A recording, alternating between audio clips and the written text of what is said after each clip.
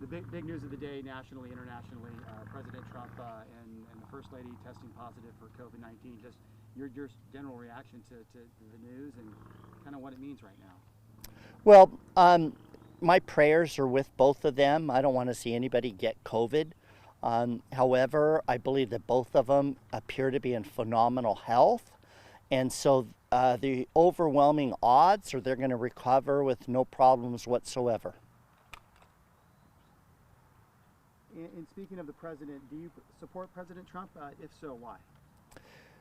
I support his policies. I think that some of the policies and the direction he's taking our country in of bringing back jobs from China, lowering regulations and taxes is what led to the historic low unemployment for Hispanics, African Americans, women. Entrepreneurship was on the rise.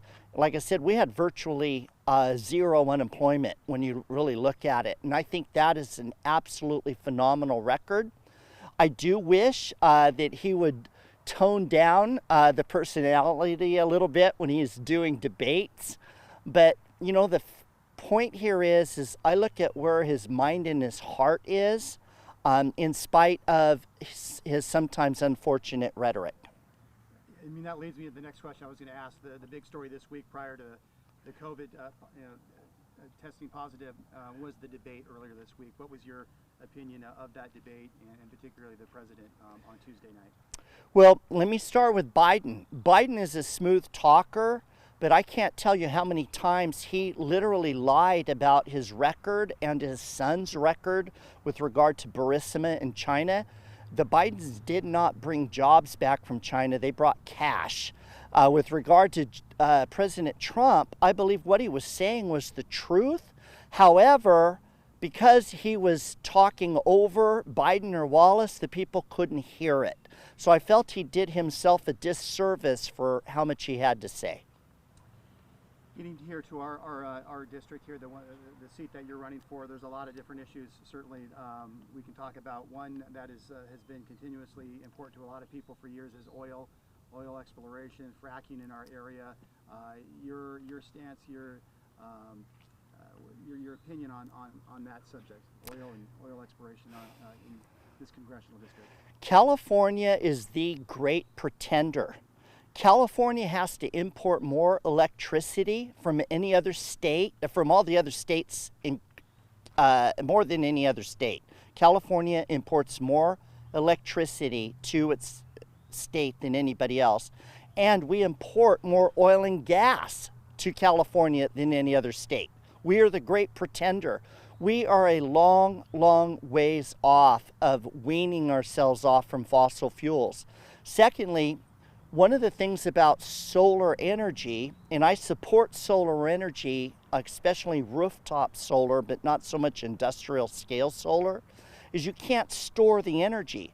Right now, we have more solar than we can use between 10 a.m. and 2 p.m., which is peak hour production for solar. We have to pay Arizona to take our excess solar because people use most of their energy between 5 in the evening and about 9 or 10 o'clock at night. And so we need backup energy. One of my plans as your next congressman is to keep Diablo nuclear power plant open. I'm not only going to keep it open, I'm going to have the federal government buy it because it is literally a shovel-ready project. Now, this shovel that Salud Carbajal and company have in their hands would bury a dead Diablo. I want to keep it alive. I'd like to build a desal plant, have it powered by nuclear power, and use the ocean with unlimited water and virtually unlimited power to replenish our local aquifers. So I believe in a balanced portfolio: hydroelectric, solar, wind, oil and gas, and nuclear. And along those same lines, Governor Newsom just recently announced a move to essentially ban all gasoline-powered vehicles, the sale of new vehicles by 2035. It caused a lot of debate recently. What's your opinion on that? Again, Gavin Newsom's a great pretender. First of all, that was an executive order. It doesn't have any power or authority in the state of California, and he'll be long gone by 2035. They were supposed to shut down 2 natural gas facilities this year, and because we're having rolling blackouts right now, they had to rescind that order because we don't have enough power right now. And Diablo's still online giving us 10% of our state's electricity. He cannot show you the map of how much farmland would have to be covered with solar panels and wind turbines to even make up half of the energy we would need to go 100% renewable. It's impossible. And whereas in California, if you covered up all our farmland, you may get like 50% of it. But you can't do solar in Minnesota or North Dakota or Boston in the winter. It doesn't work. And these people, again, they spew hyperbole and rhetoric, making themselves sound good and making everybody feel good, but there's no actual genuine plan. It's like high-speed rail. They spent billions of dollars on high-speed rail. There was never a plan that would allow that rail to get through the Tehachapi Mountains. There's just no plan. They just throw money at a problem, talk us to death about it, and then it ends up being a boondoggle. As we know, the state of California right now is being ravaged by wildfires all across the state. We have smoke above our head here today in Nipomo. Temperatures are soaring, so climate change is at the top of a lot of people's minds. Your position on that? I believe that climate change is real. The only thing the climate ever does is change. However, this is a global, worldwide problem. And once again, California pretends it could solve problems by going it alone. But the use of energy is a function of population. China, India, and Pakistan have billions of people. Between those 3 countries, there's upwards of half, if not more than half, of the people on the entire face of the planet. They want a higher standard of living. They want what we want. They want refrigerators. They want freezers to keep their food and their medicine safe and prolonging the shelf life. They want cars. They want air conditioning. They want lighting. They want everything else that we have. They want clean water. They want sewer treatment plants. None of them have signed on to any of these protocols. In fact, what Newsom and Salud Carbajal would have you believe is that we only have 10 years to solve the climate change problem.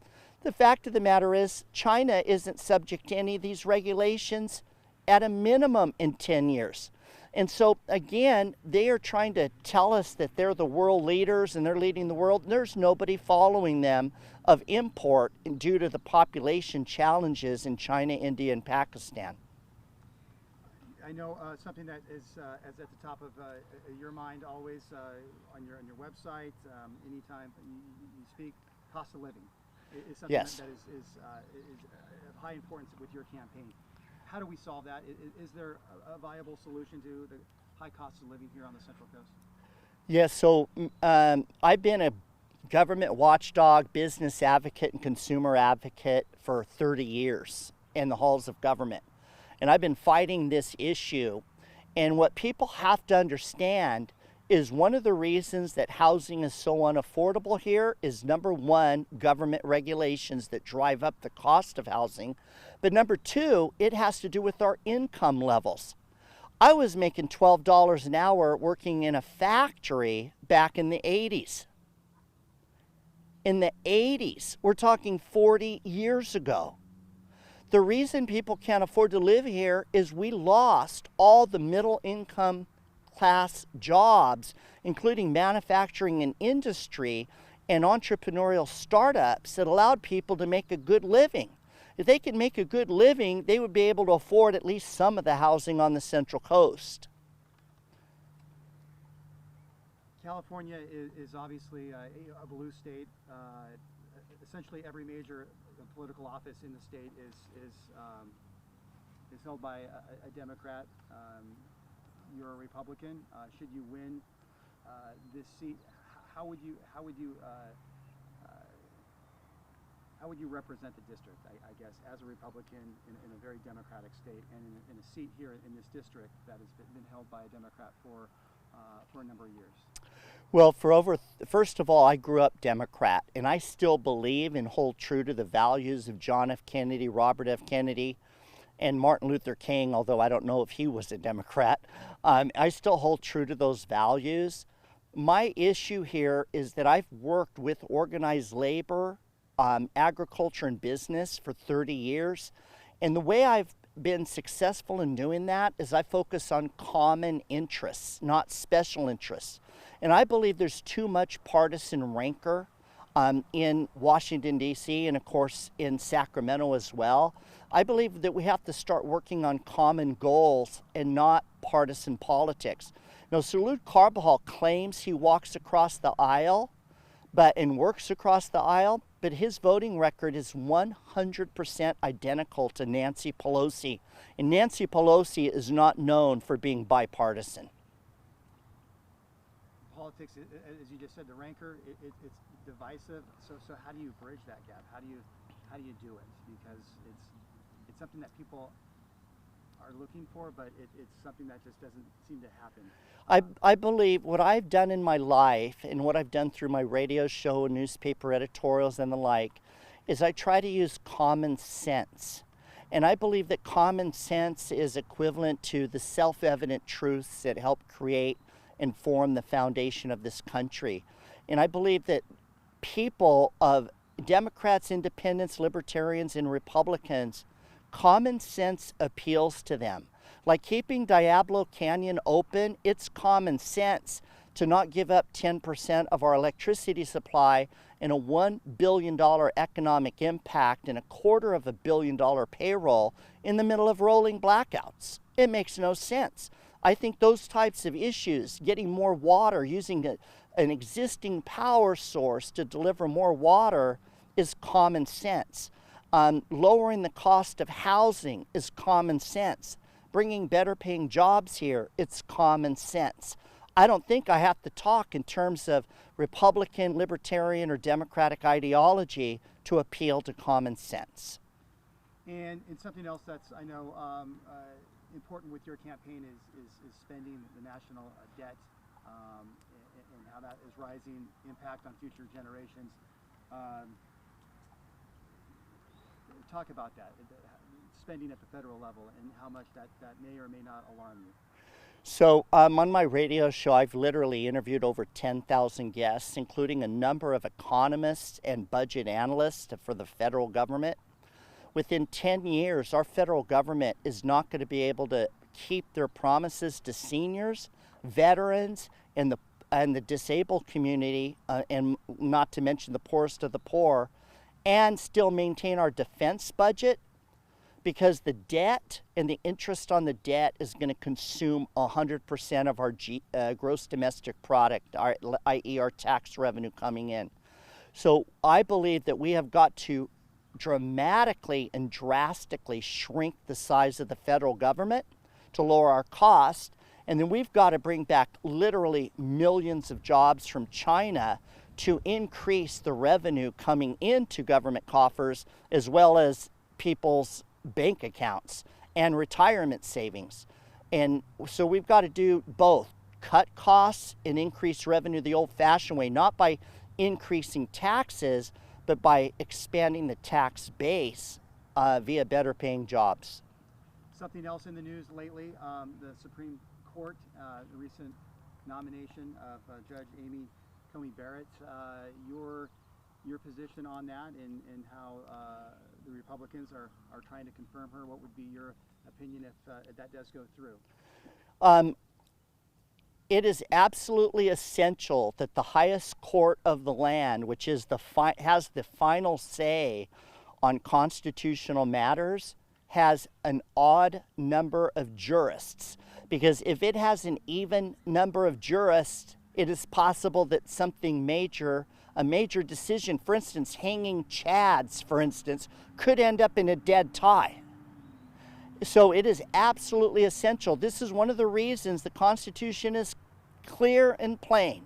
When a vacancy occurs on the Supreme Court justice, the president will nominate and the Senate will confirm within his term, because it is essential that you have a functioning Supreme Court. And so the bottom line is there is no timeline, and even Ruth Bader Ginsburg admitted that it is the president's job and duty and the Senate's job and duty to fill those vacancies whenever they occur. So if it is filled, the Democrats have threatened to expand the court, or do they may react like that? What's your opinion on the potential of that happening? That is pure evidence and another example that they will politicize anything and everything. Our country was built on the concept of balance of power and separation of powers, so that no one branch, either the executive, legislative, or the judicial, would have an inordinate amount of power, authority, and control over our society. And so what that means is Chuck Schumer and company want to exercise political control over the court. In other words, they don't want a balanced judiciary. They want control of the judiciary. That is a mortal threat to our constitutional republic. If we can circle back to COVID-19, what are your ideas about the country, how we recover out of this pandemic, both economically and from a health standpoint? Your thoughts, your opinions on where we go from here, essentially. We need to reopen our economy as quickly as possible while doing two other things: protecting the most vulnerable in our community, i.e. people in nursing homes, people that are getting chemo, that have compromised immune systems. So we've got to do absolutely everything to protect the most vulnerable among us. But we have got to go back to one of the surest and steadfast way of beating viruses, and that is pursuing herd immunity. This is what other countries have done.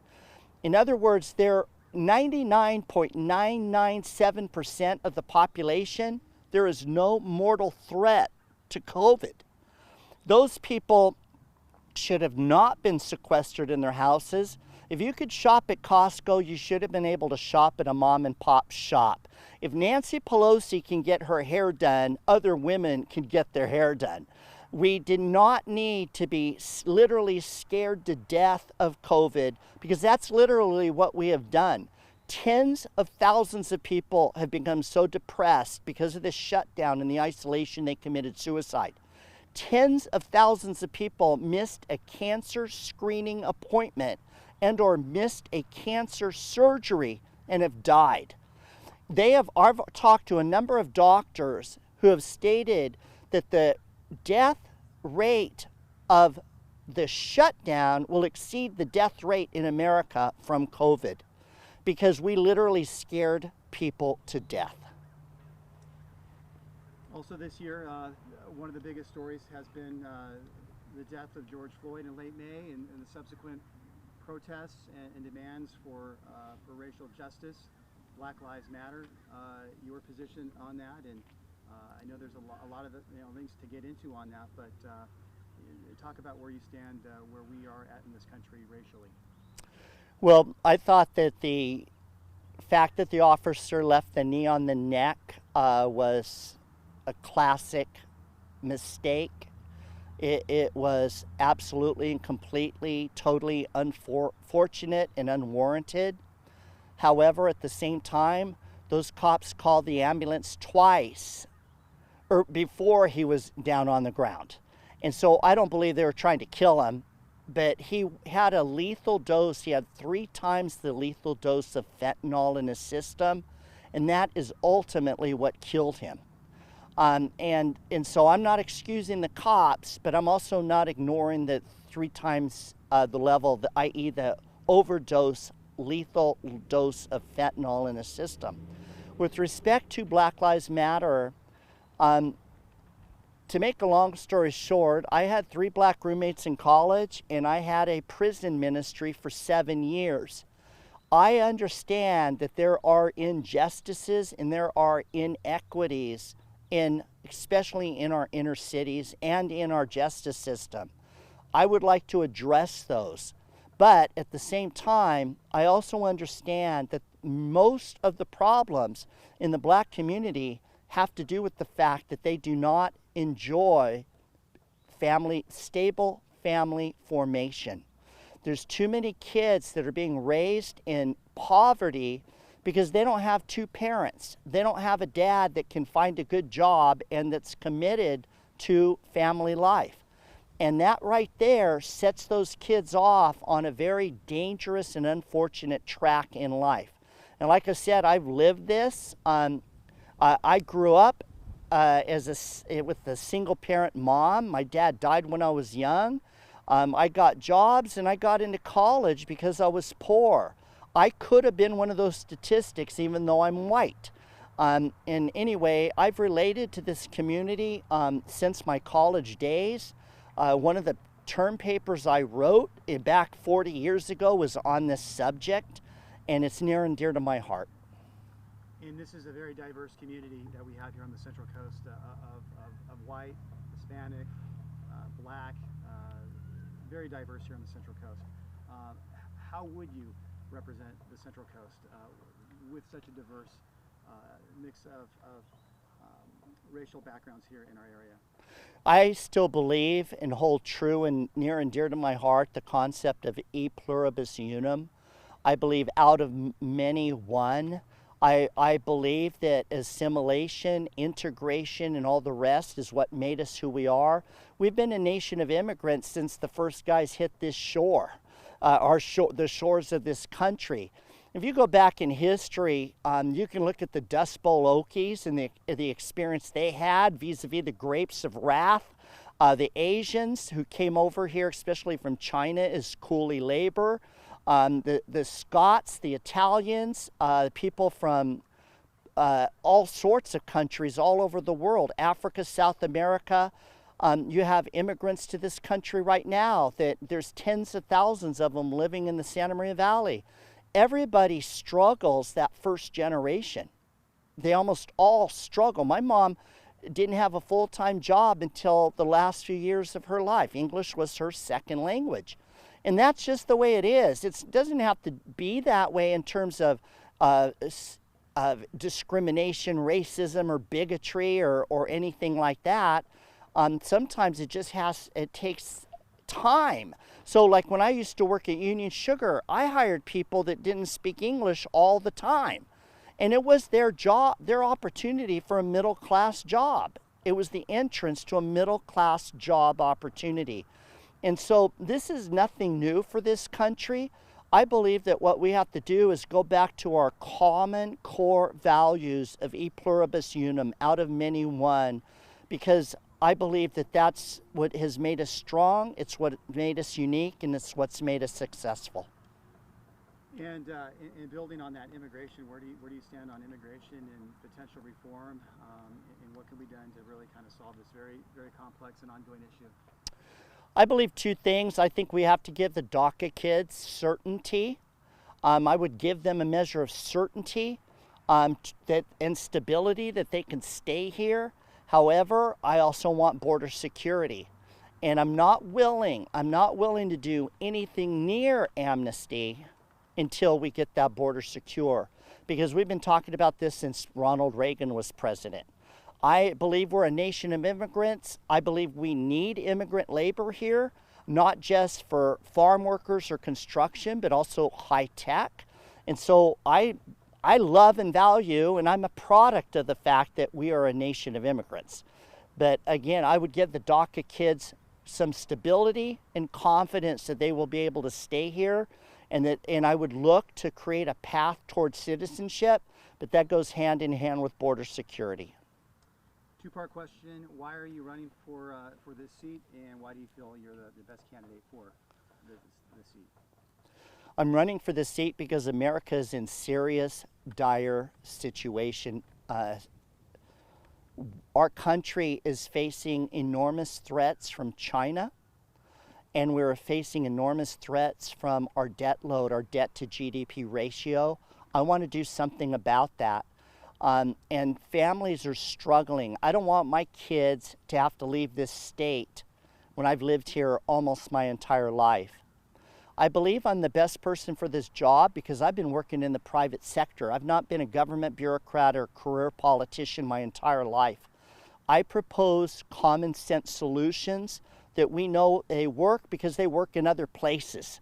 And we've had too much partisan gridlock, partisan acrimony, and too much throwing money at problems year after year after year with nothing changing, nothing being solved. And I want to put an end to that. And I want to save this country for the next generation.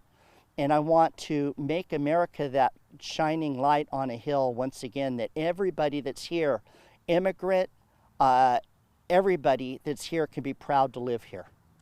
And as we wrap up here, any issues, anything I didn't ask you that you want your potential constituents, the voters, anything you want people to know about your candidacy, where you stand on anything else? Well, I've got the endorsement of local law enforcement. All 3 county deputy sheriff's associations, the Tascadero Police Officers Association, and others are endorsing me because I will not defund the police. The other thing with regard to taxes, Salute Carbajal is endorsing Prop 15. That will absolutely kill those better paying jobs that I'm advocating for, commercial, industrial, retail plus agriculture. He's endorsed the largest tax increase in California history in the middle of a COVID shutdown economic crisis. It's the last nail in the coffin. I will fight to keep better paying jobs here, and one of the reasons I will be able to do that is through lower regulations and lower taxes. Thank you, Andy. We appreciate your time. Thank you very much.